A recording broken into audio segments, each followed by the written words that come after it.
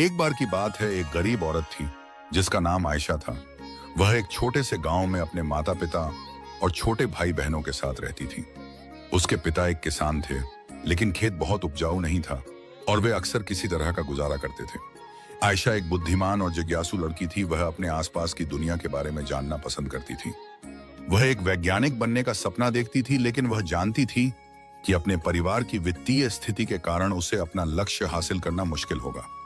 एक दिन आयशा के पिता बीमार पड़ गए। वह काम करने में असमर्थ थे और परिवार की आय और भी कम हो गई।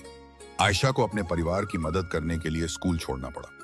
आयशा ने अपने परिवार का समर्थन करने के लिए कड़ी मेहनत की। उसने घरों की सफाई और खेतों में काम करने जैसे अजीब अजीब काम किए। उसने स्थानीय बाजार में सब्जियां बेचना भी शुरू किया। अपनी व्यस्त दिनचर्या के बावजूद आयशा ने वैज्ञानिक बनने के अपने सपने को कभी नहीं छोड़ा। वह देर रात तक पढ़ाई करती थी और स्थानीय पुस्तकालय से किताबें उधार लेती थी।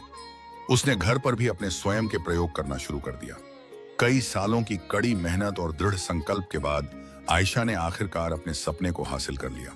वह विश्वविद्यालय में दाखिला लिया और वैज्ञानिक बन गई। उन्होंने विज्ञान के क्षेत्र में महत्वपूर्ण योगदान दिया। आयशा की कहानी हम सभी के लिए एक प्रेरणा है। यह दिखाता है कि अगर हम अपने दिमाग में रखते हैं और अपने सपनों को कभी नहीं छोड़ते हैं तो कुछ भी संभव है। यह भी दिखाता है कि हमारे जुनून का पालन करना महत्वपूर्ण है, भले ही यह मुश्किल हो। ऐसा की कहानी समाप्त होती है। तो दोस्त, ऐसी ही स्टोरी सुनने के लिए, मेरे चैनल पे बने रहने के लिए चैनल को सब्सक्राइब कर दीजिए।